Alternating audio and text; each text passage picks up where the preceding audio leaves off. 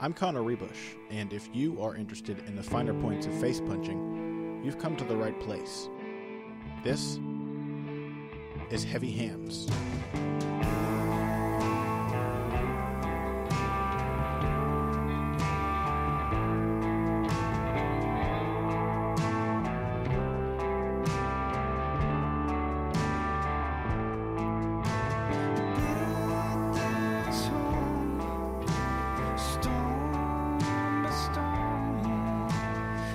Hello people, and welcome once again to Heavy Hands, the only place for the finer points of face punching. I am your host, Connor Rebush. With me is my co-host, Patrick Wyman, and I should remind you before we get into our discussion today that we are brought to you by BloodyElbow.com, where you can find this and all of our future episodes, at least for the time being. So every Wednesday morning, check out BloodyElbow.com to find new episodes of Heavy Hands. You can also find them on the MMANation.com YouTube channel, and of course on our website, HeavyHandsPodcast.com.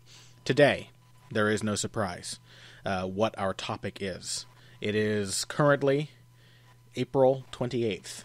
In just 3 days. 4 days. Do you count the day the fight is on, Pat? Yeah. So 4 days? I guess because it's a full day before it happens. 4 days till Mayweather Pacquiao, people. So it's a pretty big deal. If you don't know who Floyd Mayweather and Manny Pacquiao are, you have stumbled onto absolutely the wrong podcast. You are very lost and you need help. Please see if an adult is nearby. Otherwise, there's a lot to talk about with this fight. I think, Pat, that Mayweather-Pacquiao is a fascinating fight. And it's not, most of the stories about this fight are, it's going to make an insane amount of money. It's going to break the pay-per-view record. These guys have, been going back and forth. There's the drug testing. There are so many narratives about this fight. But for technique junkies, for real hardcore fight junkies like you and I, what really lies at the heart of it is that this is a fascinating style clash. Yeah, I fundamentally agree with that, because you can view this fight through so many different lenses, and that's what makes it a big fight. That's what separates big fights from fights, right? Sure. Is the presence of additional narratives through which you drive interest in that fight. We're not going to talk about any of that, though. We're not going to talk about that. We're not going to talk about Floyd Mayweather, serial domestic batterer, Manny Pacquiao, congressman / owes a shitload of money on his taxes, and philanderer, lest we serial philanderer also. In case you wanted to go real deep into that one. No, we're not going to talk about that. We're not going to talk about the money. We are not going to descend into a Darren Rebellion fever dream of capitalism and hashtag brands. We're going to talk about a fucking fight, a really, really good fight. Which is not to say that it's necessarily going to be action-packed or great. My expectation, I don't know what to expect. My hope, I should say, is that it will be back and forth, competitive, and interesting. Even if it's slow-paced, for example, my favorite fight of the year so far was Peter Quillen versus Andy Lee. Fans of boxing and or combat sports in general, if you haven't seen this fight, go seek it out and watch it, because it is just it's like it's like an episode of Star Trek: The Next Generation.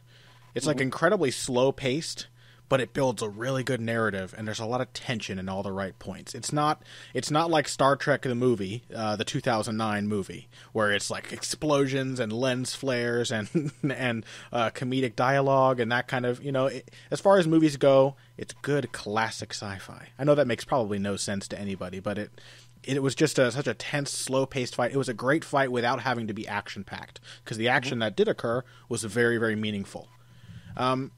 So my hope is that even if it's a slow fight, it's like that. And I have a feeling I'll enjoy it even if it's not necessarily as objectively compelling, just because there's so much weighing on it. But let's today what Pat and I are going to do is kind of rattle through our keys to victory, to steal a phrase from, I think Al Bernstein does keys to victory.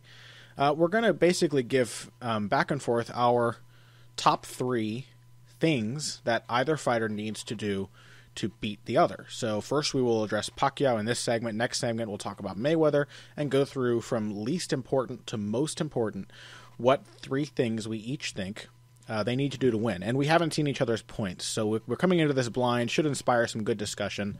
One more word before we do that, though, on why this is such an interesting style clash. Pat, this fight strikes me as interesting because not only do we have two very different styles, obviously Mayweather's probably the finest defensive fighter of this generation, and Pacquiao's probably the finest offensive fighter of this generation. Both guys really kind of encapsulate that, the two different approaches. But I think we also can say that these guys, in a way, maybe not perfectly, but they really are kind of they represent each other's foils. Where Pacquiao is the aggressor and the southpaw, two things that Mayweather has often found to be more difficult puzzles than most. And Mayweather is the boxer and the counterpuncher, two things which Pacquiao has struggled with in the past. So both guys kind of represent, in a sense, each other's biggest weakness, which really makes this a compelling fight, which is why I think even if it's slow, it will be kind of this knife-edge tension throughout the contest. Yeah, I agree with that, and I agree with your thoughts on it having the potential to be a relatively slow-paced fight. I mean, I think Floyd, and we'll get into that much more deeply over the course of the rest of the episode. But very few fighters have succeeded in pushing a pace on Floyd Mayweather. Yeah, almost nobody has succeeded in pushing a pace on Floyd Mayweather, and those who do almost never do it down the stretch. They can rarely do it for the entire fight. Yeah, I mean, even the fighters, like pushing a pace on Floyd Mayweather is a relative term. You know, like you might be able to push it faster than he would want to go by choice, but you're not going to be able to push it at the pace that you want ever. Nobody has ever pushed the pace that they want on Floyd. Yeah, I would agree with that. He's got a strength. He's not quite like Bernard Hopkins, but Bernard once, I think he himself said that some of his expertise lay in taking the fight out of the fight. And in a way, Mayweather is kind of a guy who makes the fight more of a game that he is very, very good at playing, where he doesn't want it to be necessarily rough and tumble. Now, that's not to say that Mayweather can't fight. That's actually one of his greatest assets, is that people see this boxer, a so-called runner, a counterfighter, a guy who doesn't know how to be aggressive, and they go after him, and they're shocked when he stings them with hard punches and slugs it out with them in these wild exchanges, and just proves to be way tougher than they give it credit for. We'll obviously have more on that as we go, but why don't we? You want to jump into our points, Pat? Absolutely. So we're starting with least important and going to most important. Yeah, and we will start with Manny Pacquiao, the Filipino superstar, finally getting his crack at the undefeated Mayweather. Why don't you go first, Pat? What is your of 3 points, the one you think is the least important, though, of course, these are key points, so it still is essential in a way. My third most important point for Manny Pacquiao is push it to the ropes. Okay. Manny is not a pressure fighter by nature, but I have always thought that he does some of his very best work when he's got his opponent pushed back to the ropes or into the corner and he can flurry on them.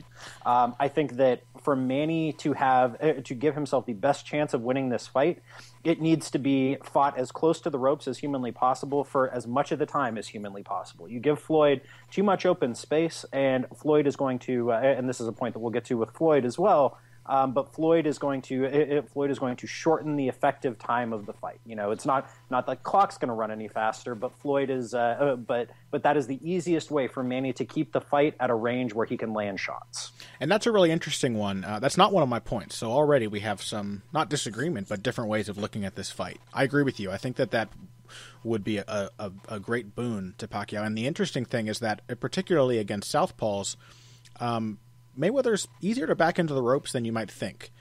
He's quite good off of the ropes, but Mayweather's expertise is more in his upper body positioning and his counters and his movement at range, not necessarily his footwork when he's actually being pressed. So he does actually retreat in straight lines if you give him enough pressure. So I think that's probably doable.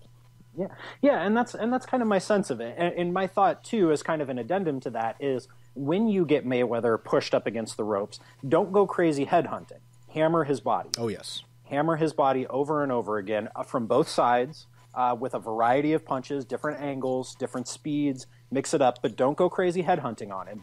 Pick your spots, throw your shots to the body there, and try and wear him down. Because Floyd is obviously incredibly conditioned, and nobody really has any success in the later rounds against Floyd, but give yourself the best chance of doing so. All right, I will go ahead with my third most important key to victory for Pacquiao. I think Manny needs to throw counters against Floyd Mayweather. I think if we look at the sort of the plan B that both of these guys could turn to me, Mayweather's plan B would be to stalk Pacquiao and actually be the aggressor and come forward, something he has done against many southpaws in the past, trying to assert himself early in the fight. And for Pacquiao, the plan B is to counter. And I actually think that Pacquiao is a better counter fighter than Floyd is a pressure fighter. I think it comes actually pretty naturally to him, and he's had some great counter punches throughout his career against really good fighters, usually ones who are actually very good at coming forward. Notably, the right hooks and the wide left, the short overhand left against Ricky Hatton, and basically everything he threw against Miguel Cotto, one of his absolute finest performances. So he's a credible counterpuncher, and I think that mentally this is a very important one to this fight, that Manny needs to counter Floyd because, as I said, Floyd tends to try and assert himself. He's a very accurate puncher, and he's very consistent. When he finds a target, he tends to keep on finding it for the rest of the fight. And so, to me, it seems very, very important that Pacquiao needs to assert himself, especially when Mayweather starts to find success. Whether he gets hit or whether he manages to evade a Mayweather punch, he needs to take advantage of the fact that Mayweather rarely throws in combination, and he needs to hit him back as soon as he can and remind him that he's not someone just to wail away on just because he's not the defensive master that Floyd himself is. Yeah, that's really interesting that you put it that way, because that I thought about that a little bit. I ended up not putting that on my list. But think about the underlying facet there, that if you're going to counter Floyd, that means that you're going to need to stay in the pocket with him, right? Yes. And that speaks to the idea of not letting Mayweather shorten the fight by opening up large gaps in space, yes, and by using his pivots and his turns, and by holding. If you're going to keep it in the pocket, that is extending the fight. That is opening up more opportunities for you to land. And I think it's important for Manny to be last in those exchanges, if only for the judges, if not for the actual landed punches. Absolutely. It's a lesson to Mayweather whether or not he lands cleanly. It teaches Mayweather that he can't just freely throw at Pacquiao, and it looks good to the judges. Makes it look like Pacquiao's not ever being overwhelmed. He needs to do his best, because I will say this: I don't think there's any finer bullshitter in the world than Floyd Mayweather. Nobody makes a little look like a lot, or makes a slow fight look like a slow, close fight look like a dominant performance like Floyd Mayweather. And that's not a knock on him. He's very, very good at making it look like he's working harder than he is, making the opponent's work look less effective than it is. He's a master of manipulation. And so, absolutely, I think Pacquiao needs to be first. He needs to be last. And I will say this, Pacquiao's got some underrated defense. Floyd, of course, is the defensive virtuoso here, but on CompuBox's top 10 defense ratings in boxing right now, I think Pacquiao's at 7 or 8. Opponents only land 25% of their punches on him. It's pretty good. Whereas, opponents only land like 16% on Floyd, something like that. Then again, CompuBox also has a nifty way of ignoring shots that land to Floyd's body, as do judges. They just kind of assume they're glancing off of his arms because of the way he stands. But it's interesting. The mind games, I think, will be fascinating here, and that's why I think the counters are so important, because every Mayweather fight is such a mental battle. That's absolutely true. I mean, and if we're looking for guys who have had some success doing that, look at Robert Guerrero. Guerrero had his counter left on a hair trigger. Yep. Every time Floyd threw at him early in that fight, Guerrero was wailing away with that left hand, and he landed it more than you would have expected. Yes, particularly to the body. Floyd's surprisingly open to the body against southpaws when he doesn't have his same stance. Surprisingly open to the body in general, but his head is just such a ripe target. People can't seem to resist going for it. But I absolutely agree. Guerrero, again, and that's a fight that you can't help but remember as a dominant win for Floyd, but Guerrero was in that fight, for several rounds. It was just slow and kind of ugly, and it felt like Mayweather had control the entire time. So you think of it, and it was like, oh, it was a wash. You watch it, you're like, well, even the rounds he lost, Guerrero did some stuff okay. Yeah, exactly. I mean, and I think that that's a really important fight to watch if you're trying to figure out how this one is going to go. And I'll touch on that with some of my points later. But yeah, I thought that was for me really the key fight that helped me understand, that helped me break this down and understand how I thought this was going to go. And it's Floyd's most recent performance against a southpaw. It kind of gives you the best idea of how he approaches southpaws now. Because if you watch his older fights, there was a little different Mayweather. Whereas ever since the second half of the Zab Judah fight, he's kind of had his narrowed down approach. He's just kind of pared away the things that don't work and reduced it to this very minimalist, basic but effective style that he seems to take against lefties. And the Guerrero fight was the perfect encapsulation of that. It was basically lead rights all day long, and still, a comfortable win for Floyd. So, all right, point two, Pat. Second most important key to victory for Manny. Yes. Or do we want to go back and forth to Floyd? Do we want to touch on Floyd? Oh, I don't know. What do you say? Why don't you make the call, Pat? Make the call. Let's go back and forth between Floyd and Manny. That works for me. Okay. Yeah. So my third most important point for Floyd, it speaks to exactly what you were talking about right there. Throw the left hook. The left hook, I think, is by far Mayweather's best punch. Yeah, oh, absolutely. In terms of the force that he gets behind it, the technical way that he throws it, like not that Floyd throws his right hand untechnically, but he does. But Floyd's right hand occupies such a prominent part in his game, and he does so much with it that a lot of the time he doesn't get a ton of pop behind it, especially against southpaws. It's I'll tell you, I'm doing a video about this right now. My Secret Weapons video series. I'm finally about to finish it. My last video is on Floyd's lead right. And the weird thing about Floyd's lead right is he goes through all the steps that go into generating power in a punch before he throws it. He kind of puts himself in the finishing position for a cross and then just snaps the hand out. So there's no power on it whatsoever. It's in the finished position before it throws, but it's all speed. And I don't think it's as punishing as most people expect it to be. It's fast, so it snaps heads back. But people don't tend to run into it an awful lot. He doesn't tend to throw it to let them run into it. He tends to pot shot him with it. And I agree.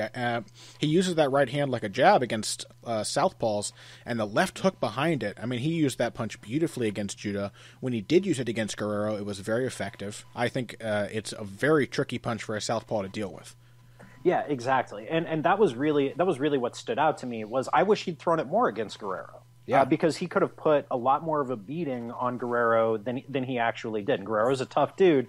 I think that fight would have been a lot clearer if Floyd had thrown 4 or 5 extra left hooks per round. Yeah, I don't think I think it would have looked a lot wider. I don't think it would have been wider than it was. It didn't need to be as close as it was, I guess is what I'm trying to say. Agreed. But also throw it to the body. I think if Floyd's left hook is his best punch, I think his left hook to the body is the best incarnation of that. Yeah. I think he really rips it. I think it's the tightest, most technical, most forceful punch he throws. Manny, even though he was knocked out by Juan Manuel Marquez, Manny is still an incredibly durable, incredibly tough dude, and you need to hurt him. I don't think it's enough to just land and take rounds. I think you need to hurt Manny. I think you need to show him that he can't just stand in the pocket and take your punch. You need to force him to back off a little bit. And I really think that Floyd's left hook is the best way of doing it. Yeah, I would normally say Floyd's body jab, which is just like the prettiest of its kind in the entire sport of boxing. But it's basically a foregone conclusion that the jab is very, very rare when he fights southpaws. And so you kind of have to, he does throw the left hook to the body. Sometimes he basically never throws that beautiful body jab. Which I mean, and I guess he's got his reasons for that, but yeah. And again, when I was formulating this list, I too took it as kind of a given that he wasn't going to throw that punch very much, if at all. I think that's a pretty safe assumption. Yeah, but but I would like to see him throw it, even if only for the sake of variety. If he did, it would be effective. That's his longest punch. It's very difficult to counter. He gets in and out, and he just folds people up like lawn chairs. You know what I mean? He really, really gets some weight onto that punch. I said this before, but the only other person I think who has a body jab that compares is Sergey Kovalev, and Kovalev is a known puncher, like a knockout machine. And Mayweather does not have the same reputation, to say the least, and yet he seems to have as much, if not sometimes more, of an effect on his opponents at his weight class than Kovalev does up at light heavyweight. So it says a lot about how well he throws that body jab. But the left hook to the body, I agree with you. My third most important point for Mayweather is to work on the inside. I think there is basically no denying that this fight will at some point end up at close range, it will at times turn into an infight. Pacquiao is all forward momentum. Not all forward momentum, but a lot of it. And so is Floyd. That lead right, he tends to lunge in and try to clinch with his opponents. There have been fights where Floyd has decided to tie up or just kind of wait on the inside, but when he decides to really go to work in close range, he is a masterful infighter. Absolutely masterful. And I think you can see that at points in his fight with Miguel Cotto.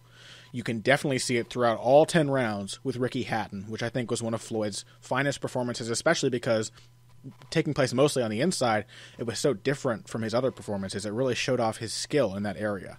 And on the contrary, or on the flip side, I think Manny Pacquiao is a pretty bad infighter.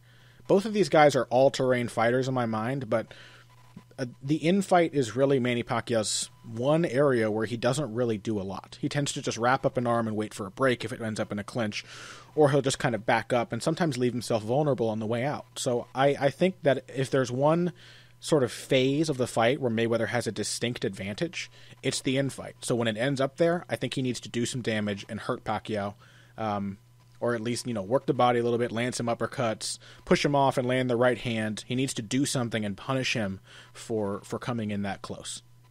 That's a really good point, and there's some overlap between that and one of my points for Floyd that I'll talk about a little bit later. But I fundamentally agree with that. Like you said, that is just not Manny's best area at all. No. He does not have a ton to offer in there. No. I think that with that said, I think Manny ends up in tight, in the clinch, less than you would expect, because I think he actually is very good at reestablishing distance. If you start to tie up with him, I think he's really good at pushing off and creating space. Yeah. And not ending up in that situation in the first place. So, but if you're Floyd in this fight, you need to wear Manny down over the course of it. You need to take Manny's legs away over the course of the fight, and the best way to do that is to lean on him and wear on him and throw those short shots that individually they don't look like much, but by the 8th round, when you've landed 50 of them, short little shots in the clinch, that takes a toll. And rough him up too. Get those elbows and forearms in, shoulder shots on the inside, all the things that Floyd does very sneakily. A couple sequences stand out from Manny Pacquiao's fights. One is from his bout with Brandon Rios. Two of them, actually. One in which he ended up inside and kind of covered up. And Rios is... I keep saying Rios. I've been talking to Kyle McLaughlin, who is British, too much. That's how they pronounce his name. Brandon Rios is a good infighter, but not really a dynamic one.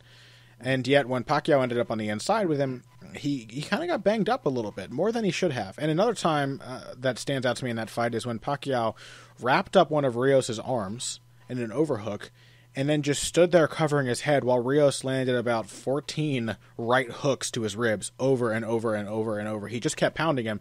And the crowd, this was in Macau, I think, was booing. Of course, they wanted Pacquiao, but Rios is allowed to punch if he's got a free arm and he's not holding, and he wasn't. And so Pacquiao just kind of lets that stuff happen. He kind of assumes the clinch will happen. And whereas Mayweather has had that has been helped in that regard by referees before, he's also shown a lot more dexterity in that range. He's shown a lot more ability. Whereas Pacquiao, it's just kind of, as you say, I think he's better he's good at reestablishing that distance. But when it does end up in the infighting, when he does finally get there chest to chest, he doesn't really have a lot of tools. Yeah, like if you're looking for an MMA comparison, just to kind of center yourself with regard to how Pacquiao treats that, look at Edson Barboza. Edson Barboza is a pure outfighter, and he's very good at not ending up in the clinch in the first place, but if he does end up there, he has nothing to offer. Right. Literally nothing to offer. Agreed. Okay, well, why don't we take a quick break? When we come back, we will hit you up with points 2, both for Pacquiao and Mayweather, and move on from there. Okay, wait, stop. Don't skip this break. I know you skip most of them. It's a podcast. It's not a radio show. You don't have to listen to the commercials. But if you follow my very simple instructions, you'll be doing a huge service to Heavy Hands, Pat, and myself. First, go to Stitcher.com or iTunes.com. You can use either of those services to subscribe to the show, which makes it really, really easy to listen to every episode and not have to go hunting for it on our confusing, badly designed website. Once you're there, give us a positive rating and a positive review. That means go to the little 5-star thing and click on the star all the way to the right. That's a 5-star rating. That's the best one you could possibly give us. And like 20 or 30 words about how you enjoy the show. It may not seem like much, but it's a huge help to us, and we really appreciate it. It helps us bring Heavy Hands to an ever-increasing audience, which is just good for everybody. So thank you for listening. Please take the time to give us a positive rating and review. Next time that you're on at your computer, at your phone, whatever, iTunes.com, Stitcher.com, search for Heavy Hands, give a positive rating and a review. Thank you. And now, back to the show.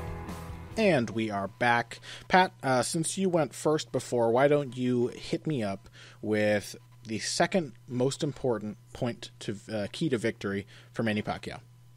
Okay, point number 2, and I think this, you could almost label the point 2 and point 1 as 1A and 1B. I think they're both absolutely essential here. But my second point for Manny is volume, volume, volume. You cannot let yourself settle into Floyd's pace, because if you're fighting at Floyd's pace, there is no way that you're going to pick him off a shot at a time. That's Floyd's world, and you're just not going to win there. You cannot let yourself settle into that. And in almost every Floyd fight, we see guys eventually just kind of settle into his pace and settle into what Floyd wants to do.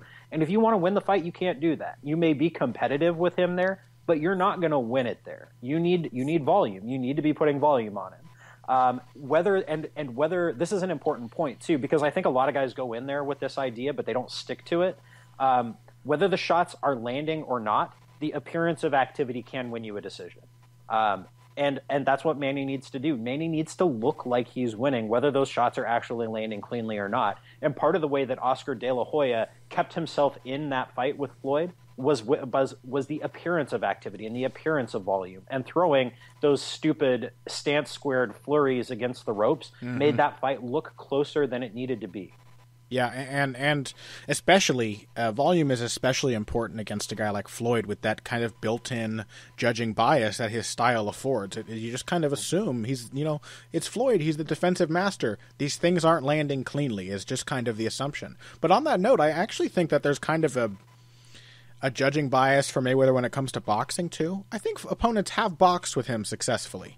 Miguel Cotto actually is a fight. I flip-flopped in that fight 3 times. The first time I watched it, I thought it was really close. I thought Miguel gave Mayweather a great fight, and it was very competitive throughout. And the second time I watched it, I had just started really getting into Floyd's performances, and I was like, wow, this wasn't close at all. He didn't get hit with anything clean. Cotto was throwing, and Floyd was there even when he was on the ropes. He was rolling his shoulders and using his right arm defensively and basically blocking everything except a few glancing jabs. And now in my most recent rewatch, I was shocked to discover that not only was Cotto having some success against the ropes, and certainly he should be afforded those exchanges even if Mayweather isn't getting hit a lot, he also isn't throwing anything in return. So certainly that is something to Cotto's credit that he's the one doing the effective work. But I was also surprised to see that Cotto outboxed Floyd at points. When Floyd was coming forward, Cotto used his jab and fought off the back foot and kind of boxed Floyd up for 1 or 2 rounds in the middle of that fight before deciding to go back to his aggressive game plan. Also, of course, before Mayweather realized that he could whack him with the overhand right followed by the left uppercut and use that to kind of retake the momentum and seal the rest of the fight. But I think you can box with Floyd.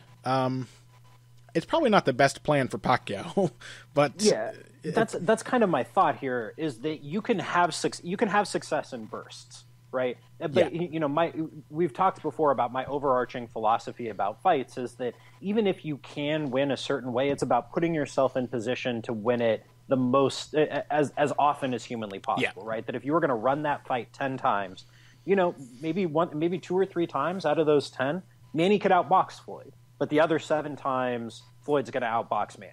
And and you saw that, and I think we saw that a little bit in the Cotto fight, because Cotto did have some success, but I thought that after a while, Floyd figured out what he was doing. Yeah, that too. That you have to give Floyd credit for just opponents just throw half of their normal volume or less against Floyd, and so when you do try to box him, you're already basically assuming a lower volume style, and then over the fight, for one reason or another, Floyd's adaptations just leave you throwing almost nothing, where you're just kind of waiting on him. And even when he's not hitting you, suddenly Floyd's winning on volume. You do not want to let Floyd Mayweather be the volume puncher. He really knows how to throw big, effective bursts of punches when it really matters, both to kind of take away from you the notion that you're starting to be competitive and to convince the judges that he's still in control and will be for the rest of the fight.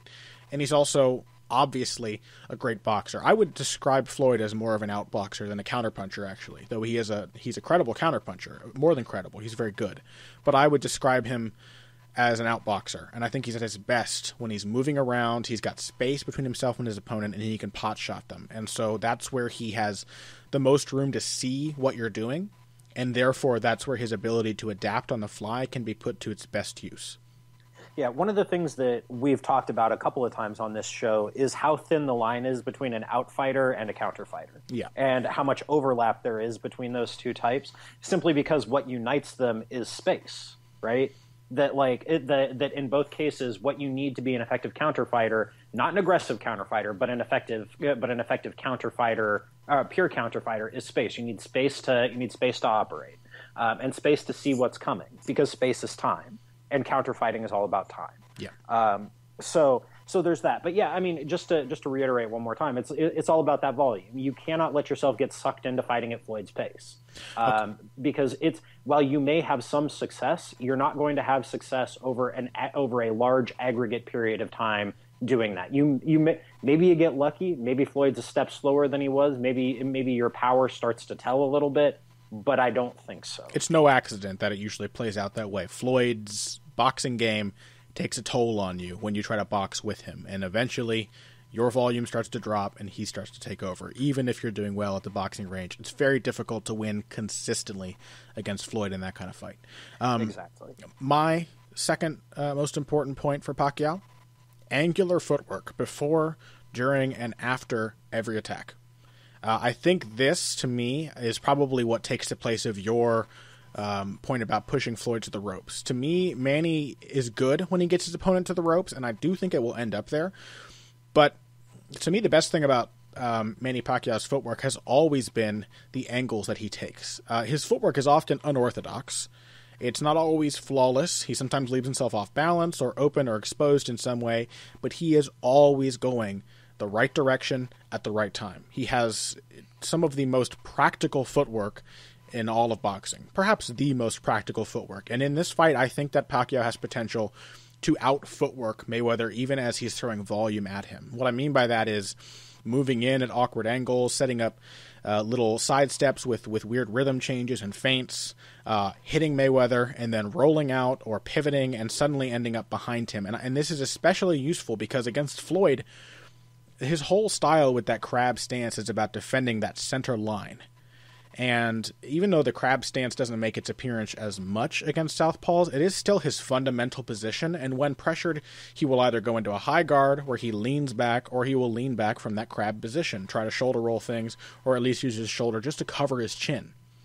And this works so well because opponents are always trying to get at his center line. They're trying to attack it from that inside angle, get around his left foot, which he stands very bladed and keeps it like he's standing on a surfboard. It's very difficult to get around his foot and then to get around his shoulder. Fighters have had success, however, just simply going the other way.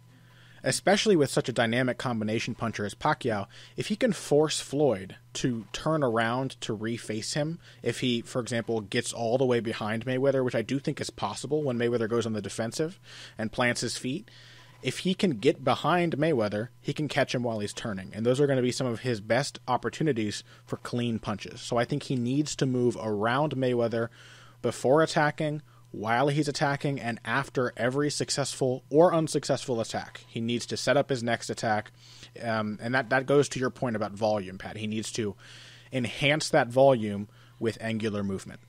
Yeah, see, I think that our two, our number 2 points for Pacquiao play together very well, because it's not as simple as saying, well, Manny, you got to throw volume. You've got to put yourself in the position to throw that volume, right? And angular movement is what's going to allow you to throw that volume. because it means that you're keeping Mayweather within your range at all times. Like I'll say that one of the things that Manny has to do here to build on your point a little bit is that a lot of the time when Manny takes those angles, he steps himself all the way back out of range. Yeah. Right? He needs to not do that here. He needs to keep himself in range as often as possible. Absolutely. So the goal of that angular movement, I think, has to change just a little bit. Instead of relying on those angles to land your combinations and then get you out of danger, you need to rely on those angles to keep you in danger, as strange as that sounds. And keep the opponent in danger as well. You have to know that when you are moving, you have the initiative, you have the advantage. You can try another attack, and if that one doesn't work after your angular movement, then you can get out and reset and try again. But you need to try to get him while he is adjusting to your movement. And to force him to adjust, you need to be threatening him while you move. Yeah, it's funny. I think our points play together very neatly. Absolutely, I absolutely agree. I absolutely agree. Well, how about Mayweather? Point number 2 for Mayweather. What do you got, Pat? Well, funnily enough, this too speaks to exactly the point that we were just discussing with the angles. For Floyd, I think the second thing for him is to hit Manny as he turns. Because, yes, those are going to be the points where Manny can land his volume on Floyd. But those, to me, are also going to be the points where Manny is most defensively vulnerable, where he is going to be most open to the big shot. Partially because as he's taking those angles, as he's turning and throwing as he does so, that's when Manny is open for that's when the side of Manny's head is open when he tends to drop his gloves. Like, those are going to be the points where Manny is most defensively vulnerable. Yes. I would say. So if you're Floyd and you want to pick him off a shot or two at a time, but again, as we talked about, you got to hurt Manny. It's not just about hitting him; you've got to hurt him. If you want to hurt him, that's going to be your best opportunity to do so. You need to especially with the right. Yeah, walk him into a sweeping right or a left hook, either to the body or the head. Those kinds of attacking space that we mentioned on our last couple of episodes.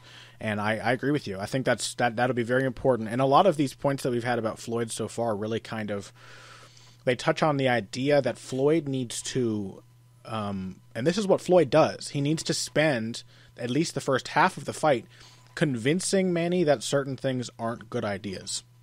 When he gets to the inside, I think he needs to infight because he needs to say, okay, look, you can't get this close to me. I'm going to hurt you. I have an advantage here that you don't have. And when he's moving to angles, he needs to hit him while he's doing that, both to take away the angle in the moment and to sort of embed this impression in Pacquiao's mind down the stretch that when you try to move side to side, you're too close to me and you're going to get hit. So basically what that results in, the aim of that is that eventually Pacquiao stops doing the things that are getting him into trouble, which means he stops doing the things that are also making him effective.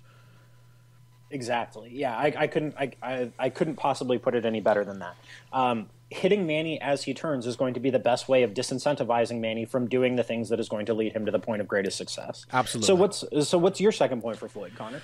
Mine it touches on something that you mentioned with your third point. My second point for Floyd is to attack the body early and often. I think that we've already seen, and we haven't gotten to our number 1 points for Pacquiao, but I suspect they will follow the same tune, that basically for Pacquiao to succeed, he needs activity, activity, activity. Everything requires lots of stamina. Everything in Pacquiao's game plan is going to require a lot of energy. And Mayweather is an underrated body puncher. He's quite a venomous body puncher.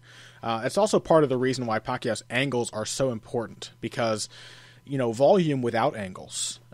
Marcos Maidana had that in spades in their first fight, had great success early. But what did Mayweather attack most early and most often? It was Maidana's body. Vicious right uppercuts, left hooks, body jabs whenever he got a moment to breathe, just body punch after body punch, and by about the 6th round, Maidana was struggling to get anything going even when he did get to the inside, even when he did get Floyd to the ropes. And Mayweather needs to do the same thing to Pacquiao. He needs to decrease the chances of Pacquiao keeping up with him as the fight goes into the later rounds, because I think that Pacquiao stands a better chance of working Floyd over late than anyone else Floyd has fought in his career, because Floyd's advantage is always taking over down the stretch. And Pacquiao's pretty damn good at that. He's fought enough 12-round fights to know how to keep going unless he is deterred and exhausted by a specific type of attack. Yeah, I mean, I think that hits on a really key point for the fight in general, is that you've got to assume that neither guy is just going to tire through the normal course of their own activities during the fight. You've got to assume that both guys are going to be in good enough shape that if they're fighting their kind of fight at their pace, they're not going to tire in 12 rounds. Instead, you have got to do something to tire your opponent out, right? You can't assume that they're going to tire on their own. So that means lots of body punching, and for Floyd too, I think that means a lot of leaning on Manny when you're in tight in those situations. And I'll get to that in more detail a little later. But you've got to do stuff to tire him out, and body punching is going to be your way to do that. If you don't want Manny throwing volume in the late rounds, you've got to make sure that Manny can't throw volume in the late rounds. And you can't just assume that that's going to happen. And that's one of the reasons I think why we both suggest volume for Manny Pacquiao too. I mean, you need to. Floyd is like this completely efficient, cool, calm, collected machine, and you need to. And he's also extremely tactical. I've mentioned this on the show before, but this was part of my game plan for Chad Mendes and his rematch with Jose Aldo. It ended up not really working because Jose Aldo put such a beating on Chad Mendes throughout that fight that he didn't tire out. He had the advantage. He also seemed to have done some substantial work on his cardio. But if you want to attack a tactical fighter's cardio, the best thing you can do is just to keep fighting them hard consistently. And so for Pacquiao to do this to Floyd is so caught up in these exchanges, he doesn't realize that he doesn't have the energy to do this kind of thing for 4 or 5 more rounds. That's a definite flaw in his style. So if you force Floyd to work hard, or if you just compel him to, which he will work up to your rate of work. He's trying to do more than you, so he's going to try to raise his work rate if yours is incomparably higher. And so Pacquiao needs volume, not just to sneak in punches, but to tire out Floyd. And as we just said, Floyd needs a body work to keep that volume from being a problem as the fight carries on, and to enhance his ability to out-volume Pacquiao. That's a really excellent point. Yeah, I mean, that's part of what makes this such a fascinating matchup, is that I think that there's very little that's going to just happen on its own. Yes. That this is going to be move, counter move, move, counter move, counter move, counter move, counter move. Clash of styles, clash of skills, and a clash of wills. Two guys trying to take something out of the other. Two guys who are very difficult to beat. Or even to make look underwhelming. And I think, I mean, we haven't gotten to our final points. We'll take a quick break before we do that. But I think it's obvious how interesting this fight is as a stylistic matchup, that we've now gone through 4 things that we consider to be key points to victory, and we have yet to actually cover the same details. Yep. There's so much going into this matchup that 2 analysts can look at the fight and say, this is super important. And actually, even though we all agree that they're all important, we emphasize different points of it. And some of us, sometimes, like you've said something and I'm like, oh man, that's such a great idea. I didn't even think of that. There's so much going into this. Okay, so we'll take a quick break, and when we come back, we are going to get to our final points, our final keys to victory for both Manny Pacquiao and Floyd Mayweather. Then we'll give our final thoughts and maybe even our predictions for the fight. Okay, so here's another way you can help us out. Go to your couch, lift up the cushions, and scrounge around in the creases for change, lint, like bent paper clips, like a thumbtack that you stab your thumb on and then you scream alone in your living room. Throw all the stuff out except the change. All right, now take that and deposit it into your bank account or your PayPal account. Head over to heavyhandspodcast.com and click on the donate button on the right side of your screen. Whatever money you just found, which you weren't using anyway, send it to us, all right? Because Pat and I will use it. That money helps us keep this show on the air and free of charge, which is great for you. It's great for us because that way we're making a little bit of money. The donations are a huge deal for us. So please go to heavyhandspodcast.com. Any spare change that you might have lying around, hit the donate button on the right side of the screen and send it our way to help us keep this show live. Thanks. And now back to Heavy Hands. And here we go, folks. The moment you have all been waiting for, parentheses, except for the actual fight itself. Boy, I just realized that our countdown really, it just kind of pales in comparison to the anticipation for the actual fight. Here I am sitting here, I'm excited, like, what's Pat going to say? And I realize maybe I'm so desensitized to the idea of the fight at this point that I'm just now getting, like, having this discussion, just now getting revamped with anticipation for the stylistic clash. Boy, Boy, I feel like we're going to have almost exactly this conversation about McGregor Aldo in July. God, yeah. I'm gonna be so sick of covering it and doing things related to it and making videos and whatnot. And then we're gonna have our episode the week before, and I'm gonna be like, oh yeah, this is a really good fight. Exactly. I made what is probably the mistake of convincing my editor to let me write like a full standalone breakdown of the fight. And so I'm sure I'm going to be just incredibly sick of it by the time we get there. And then as we're discussing it, like, I don't know, we both get really excited and it kind of rubs off. Yeah. Yeah. So, okay. Well, point one, Pat, what do you say? Point one right. for Manny Pacquiao. What's the most important thing that Pacquiao needs to do to beat Floyd Mayweather? Variety is the spice of life. You've got to mix up the Pacquiao to win this fight. I think he has to mix up the location of his punches. He needs to mix up his timing. He needs to mix up the number of punches he's throwing in a combination, and he needs to mix up the type of punches that he's throwing in a combination. He can't get overly reliant on his straight left. He can't get overly reliant on his right hook. He needs to throw anything and everything in various combinations at various targets at various points in the fight, at various points in the ring. He needs to overload Floyd with information. Because Floyd, we've made this analogy many times, but Floyd is a boxing computer. When you give Floyd information, he's going to figure out what the appropriate response is to the information that you're giving him. You need to overwhelm him with information. You cannot let him get into a pattern where he's anticipating the next thing that you're going to do. And the way to do that is by showing him too much to adjust to. You're a son of a bitch, Pat.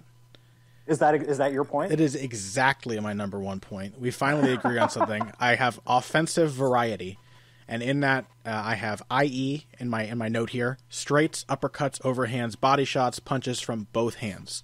I think I think Manny needs his jab, his right hook, his right uppercut, both to the head and to the body. He needs his left straight, he needs his left overhand, he needs his left uppercut, both to the head and the body, and his sweeping left hand as well, his wide left. And I was absolutely prepared to make the boxing computer analogy before you mentioned it. It was exactly the thing I was going to say. Floyd is a boxing computer. He needs space, he needs time, he needs breathing room. Usually he's very good at creating these things, but he needs to have this organized data set in order to adapt as the fight goes on. And that's why he's so good at changing his style later into the fight. It's why his 8th round is always his best round of the fight, because it's when all this data tends to come together and he's able to beat up the opponent and take away everything they do well.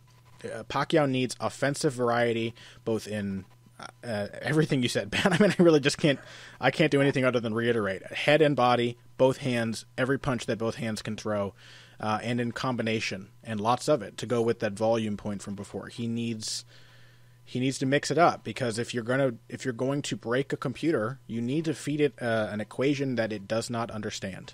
You need to feed it something so baffling and then hit it with another one just as baffling right after, so it has no time to figure out the equations before the next one is upon it. And that's the most important thing, I think, in Pacquiao's chances of beating Floyd.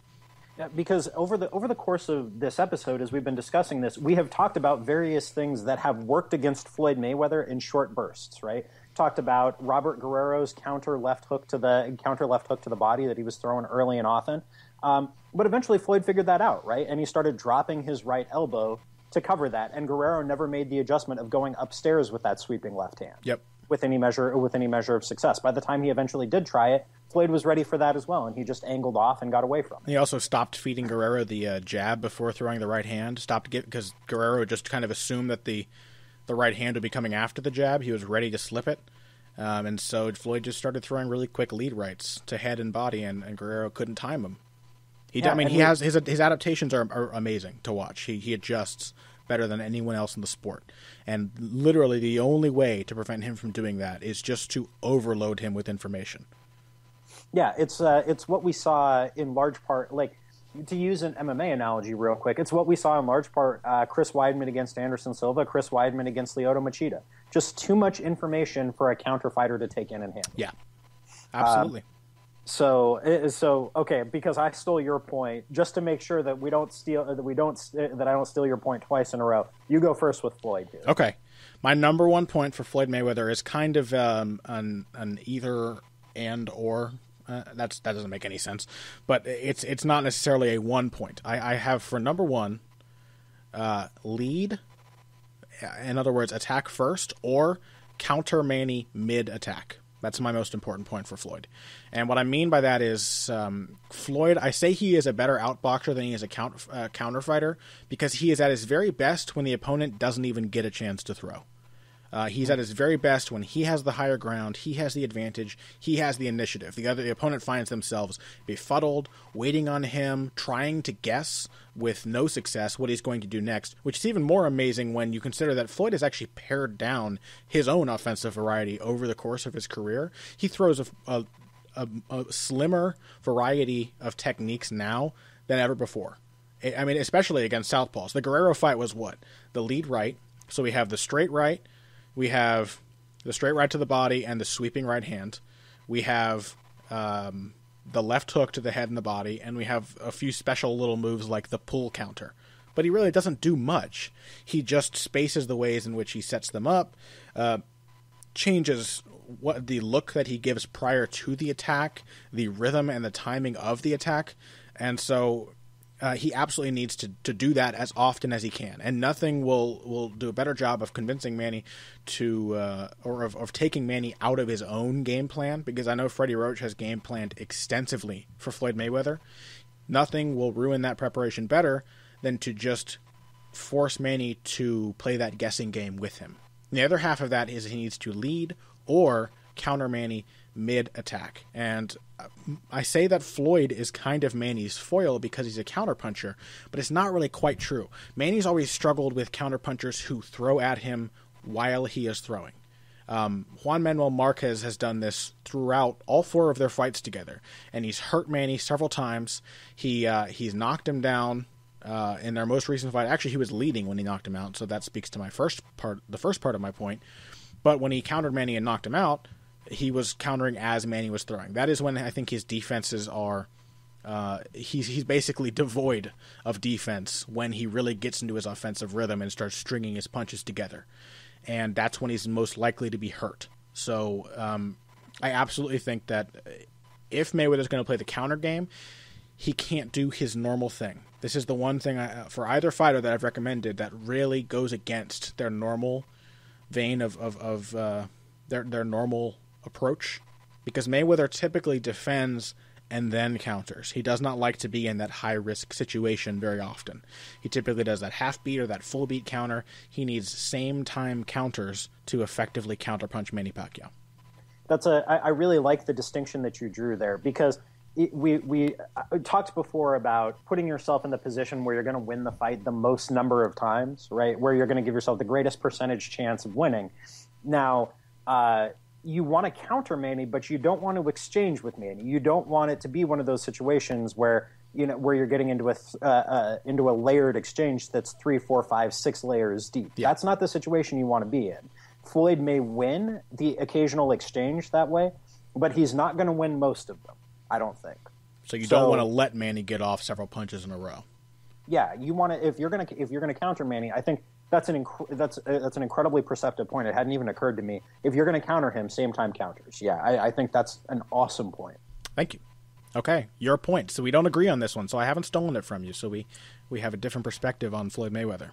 I think it shows the overall difference in our approaches to the fight, because my number one is for Floyd is to shorten the fight. That means that when you get on the inside, work him over there, but hold when you have to. Hold him. When you're keep yourself off the ropes as much as humanly possible. Get yourself out in open space. Why? Because distance is time, and if you give yourself that distance, it's going to minimize the number of opportunities that Manny has to land his combinations, to flurry, to really get that kind of in and out angular game going. Give yourself the space, because you cannot give Manny the opportunities that he needs to land that volume, to put that volume on you. So Floyd just needs to do what he normally does, but more so. Really dedicate yourself to shortening the fight, to getting rid of Manny's opportunities to exchange and to land the shots that he wants to land. So Shorten the fight. That's that to me is the key point for Mayweather. Minimize Manny's opportunities. Make the fight, put the fight as often as possible in the spaces where you are better than him. And that's a great point. I mean, this is the crazy thing is we have two completely opposite approaches for these fighters. For Pacquiao, really the essential, the essence of all of our points, I think, unless I'm forgetting something, for Manny Pacquiao is to compel Mayweather to have to fight a certain kind of fight with him.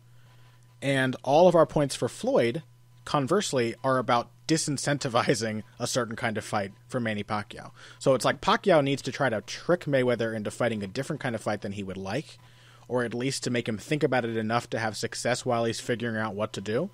And Mayweather needs to give Pacquiao reasons not to fight the fight he wants to fight. He needs to take the fight out of him. Mm-hmm. Yeah, I think that's as good an encapsulation of our points as we're going to find. Now, what do you think? Let's go over a couple of talking points before we give our final predictions. What do you think of the idea that Pacquiao needs to come out hard early? Do you think that is actually essential to his chances for a victory?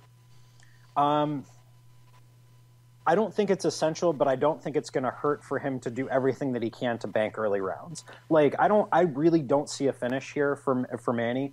I think that I don't think that you can count on it. I think that you have to act as if this fight is going to go all 12 rounds, and so that means if you think that that's going to happen, then you've got to bank. Then you got to bank rounds. You got to win rounds, and you stand a better chance of winning early rounds against Mayweather than you do of late rounds. So I don't know if you got to come out hard, but I think you do have to come out ready to set your pace. Yeah, any man who expects to be able to knock out Floyd Mayweather is a dope. There's just no reason to believe you could do it. Hard hitters have hit Mayweather clean. He has a chin. He's got a fighting spirit, much more than he's given credit for, and he's got great defense. Is not likely to eat a bunch of punches in a row. So, what's your thought on that? Well, see now, I think that'll be the likely game plan. But Kyle McLaughlin of Bloody Elbow and Bad Left Hook, we are currently doing a series of pre-fight previews, and everything I do. My whole life is Mayweather Pacquiao, Pat. It's it's everything now. So in the context of those many discussions, Kyle brought up that he thought Pacquiao might come with a 2-phase game plan to this fight to kind of out-adjust the great adjuster that is Floyd Mayweather, and try to box with Floyd early and then turn up the aggression later in the fight, which is kind of a gambit. We recently saw it fail when Lamont Peterson tried to do that against Danny Garcia, but it's a gambit that can pay off. It can, especially because around that 6th round is when Floyd starts to really put together what his opponent is doing.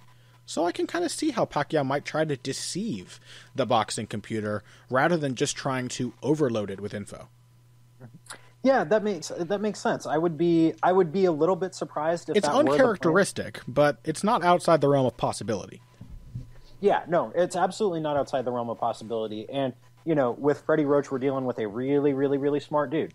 That dude is going to figure stuff out, and it would not at all surprise me if that were the case. Yeah. Okay. Well, final thoughts on the fight. This is the big moment, Pat. I love the fight. I mean, even if it's not exciting per se, it is going to be very interesting. Yeah. Very, very interesting. And I have a lot of fights like that. I'll often say that I don't expect this fight to be fun, but I expect to be invested in it the whole time. I expect it to be fascinating regardless of excitement value.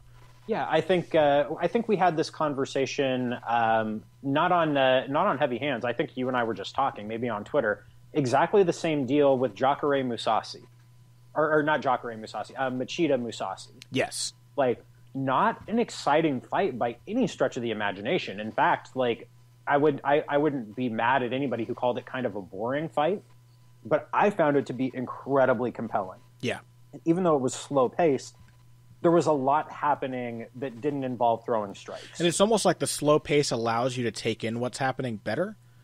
when the fight is slow, you can see the adjustments and the various adaptations of the fighters. You can see their defense, their offense changing to what the opponent is showing them. Whereas in a fast-paced fight, like, it's really exciting and you're caught up in it, but it's almost like you get to both analyze and watch the fight as a fan when you're watching a slow-paced technical fight.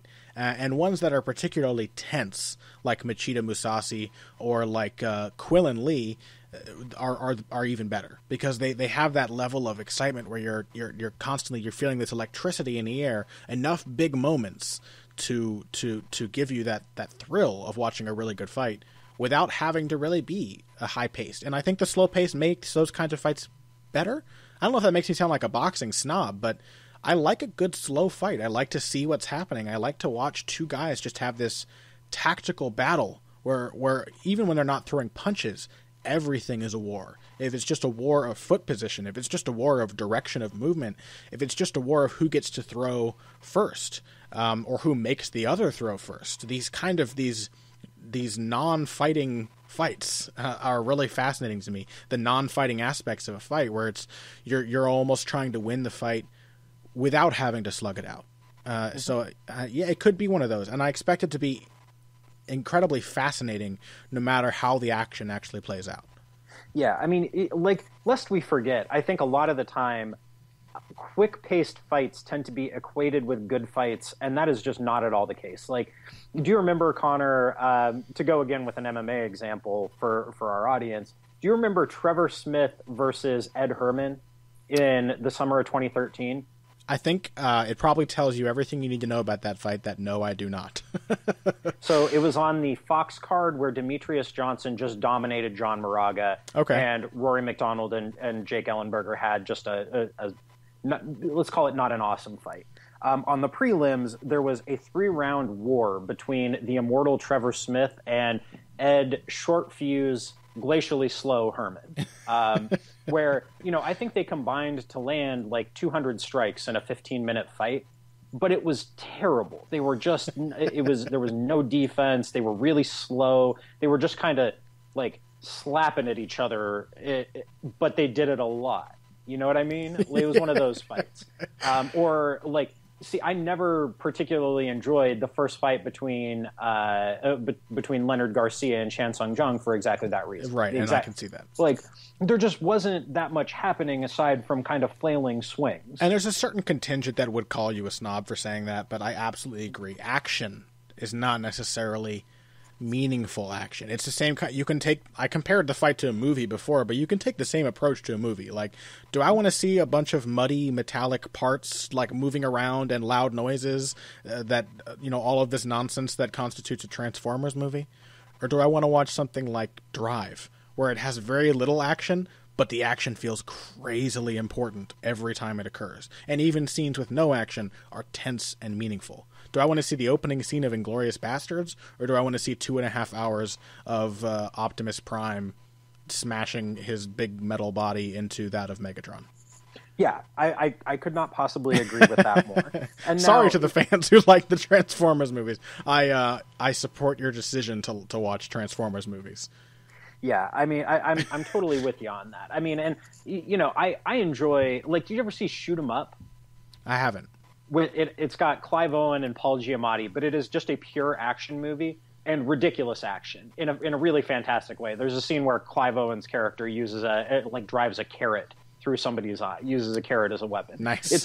It's just straight up nonstop action for 3 rounds, but it's smart action. Yeah, I like a good action movie. I love Die Hard. I just watched John Wick with Keanu Reeves. Pretty damn good action movie. Yeah. So this is not us saying that, like, action movies are bad and a lot of action is inherently bad, but there is a quality to action. Yeah, that needs to be borne in mind. I like Hagler Hearns. I'm not the kind of snob. I loved Matisse Provodnikov.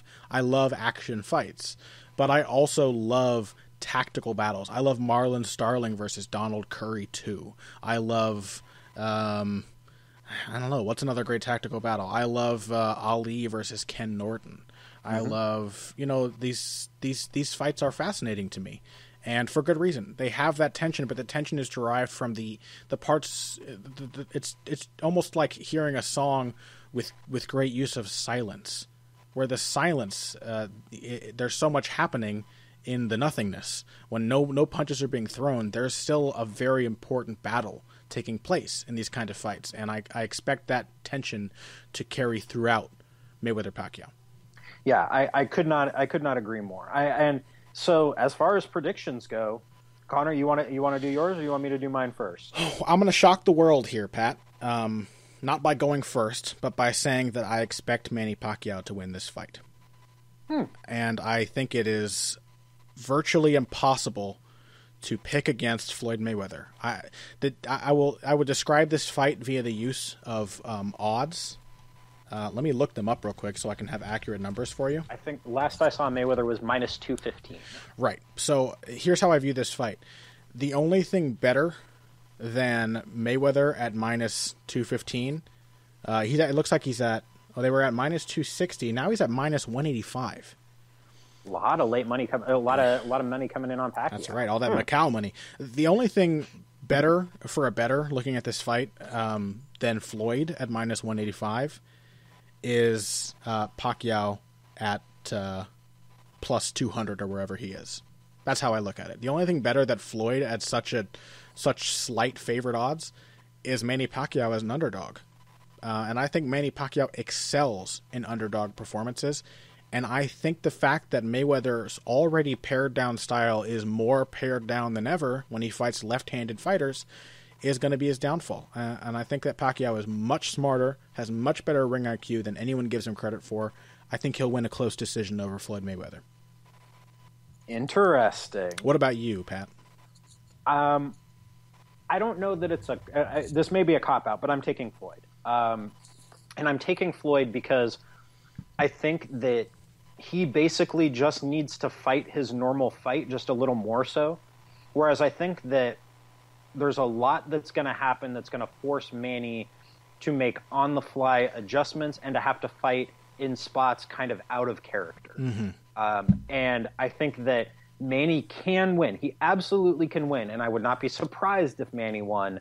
I just think that he's got to do a lot more, and there's a lot more that can go wrong in Manny's kind of straightforward path to victory than there is in Floyd's straightforward path to victory. Yeah. Well, Freddie Roach has said himself, to win this fight, Manny Pacquiao needs to fight the perfect fight. And I think I probably agree with that. More so than Floyd. I don't know that I necessarily agree with that. I don't think Manny has to fight perfect. I think Manny has to fight active all the time, and he has to be really precise in what he does. I think that Manny's going to get himself in real trouble if he's thinking he's got to. My hope is that that Roach doesn't mean that Pacquiao needs to not get hit and do everything flawlessly. I think what I think he means, which is the part that I agree with, maybe this is me reading into it too much, is that Pacquiao has to make some changes, fight a little differently, and fight in a very specific way to beat Floyd. Whereas, as you say, Floyd can probably just do Floyd and win this fight if Pacquiao, you know what I mean? Because Floyd's specialty is taking away the opponent's game plan over the course of the fight. So Pacquiao has the burden of having to execute a game plan that is unfoilable, whereas Mayweather's game plan is just to foil game plans. So it's easier for him. It's an easier problem to solve unless Pacquiao does execute that game plan to perfection. Yeah. I mean, regardless, I'm super stoked. And I don't understand the line of reasoning. A really good friend of mine tweeted at you and I yesterday, Connor, saying, why isn't Floyd 8-1? And your response is, well, because Manny's really good. And I think that, the last few years have been a little rough on Manny. And I think that people have forgotten just how good he actually is. Yeah. And they've forgotten the way that he was being talked about. I think especially leading up to the third fight with Juan Manuel Marquez. Yeah. I think that it's easy to forget just how high everybody was on Manny Pacquiao on November 12th of 2011, just before that fight. And Manny earned it. Manny earned being in that spot, and he earned the way that people were talking about him then. And through some circumstances, some of which are his fault and some of which aren't. I think the split decision loss to Tim Bradley, if anything, is even more damaging than the knockout to Marquez. I think in the way that people looked at Manny, that you can lose a decision. Like I think lose that was unspectacularly. Really yeah, I think that was even more damaging than running face first into a punch. Yeah, both of them, of course, I thought were going to be permanent reasons for Mayweather never to fight Pacquiao. So let's just continue to be grateful that the fight is happening. I think in a way, Pat, this pick is my redemption for chickening out on picking Dos Anjos over Anthony Pettis. Because we have so many of these fights where it's like, I really think this guy can do it, but the other guy just doesn't lose. He's too good. He beats everybody and does it impressively. And I don't think that just because it's Floyd means that Manny Pacquiao can't do Manny Pacquiao come May 2nd. So to redeem myself, even if I go down in flames, I am picking Manny Pacquiao to win the fight. You're Icarus, my friend. You're Icarus. No, I respect the pick. I think that, it's funny. It makes me appreciate what we have coming up in MMA over the next few months, because I think that we're going to have a lot of very similar conversations around Aldo McGregor. A lot of really similar kind of talk. I absolutely agree. I'm looking forward to it. First things first, May 2nd, but we've got a good year of fights ahead of us. And I have nothing to complain about there. Do you have anything coming out this week that people need to know about? I'm not going to jump the gun. I may or may not have an article that I've been working on for a very long time coming out. And if it does, rest assured, I will be plugging the shit out of it on social media. So I won't plug it here. Also, because I'm not sure about the release for it. And you can plug it post talk after next week's episode. Oh yeah, for sure. If it does come out, then I will be plugging away in dedicated fashion. But in terms of stuff that I know is coming out this week, pretty much just a top 10 article on SureDog.com. I'm very happy with this one. Top 10 wrestlers, current functional MMA wrestlers in the sport. I put in quite a bit of time on it. I think it's probably the best and most defensible list I and my colleagues have put together. I'm very happy with it. Nice. It should be coming out Wednesday or Thursday. Wow, that sounds awesome. As for me, no surprise, folks. Mayweather Pacquiao. I am just now, after we record this episode, I will put the finishing touches on the final installment of my 6-episode-long series of short but insightful technique breakdowns of Mayweather versus Pacquiao. The series is called Secret Weapons. You can find the full stream on badlefthook.com and watch all those videos there. And so far I've looked at things that I consider to be underrated or misunderstood aspects of these two guys' arsenals, specific moves, if you will. And so for Pacquiao, I've done his right hook, I've done his defense, which I mentioned before, I think is underrated, and I just did his uppercut, which I think is a sorely underrated and very, very dangerous punch for him. And for Mayweather, I've done his sticky punches, what I call his sticky punches. You have to watch the video to find out what that means. It's not as gross as it sounds. His body punching, and the final episode will be on his lead right, which everybody talks about, but very few people really seem to get. And so I want to talk about the mechanics that make it such a successful punch where other fighters consistently struggle to land lead rights, and Floyd lands them almost every time he throws them. So that series, the final episode on Floyd's lead right, will come out the day this episode goes up. So while you're at bloodyelbow.com, stick around for about an hour, and you will see Floyd Mayweather's lead right broken down in depth and in stylish fashion. And man, just Bloody Elbow and Bad Left Hook, tons of Mayweather-Pacquiao coverage leading up to, during, and after the fight. So stick around, stay tuned. We got a lot of good stuff coming for you. And thank you for tuning into the show today. If you want to send us questions for us to answer on the show next week, we will try to do an installment of the Heavy Bag. You can tag those on Twitter with the hashtag HeavyBagQuestions. And you can also get at both Pat and myself on social media. I am on Twitter at BoxingBush. Pat is at Patrick_Wyman.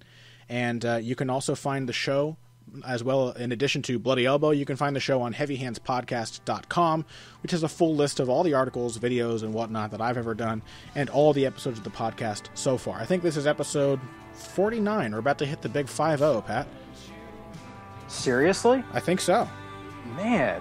Yeah, time flies. We getting there. We getting there, my friend. We've reached the mountaintop. Or we will.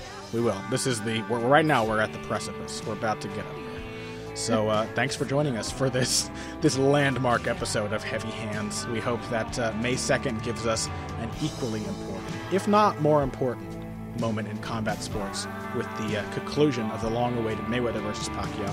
Thank you for listening, everybody. If you came here today for the finer points of face punching, you came to the right place. This has been Heavy Hands.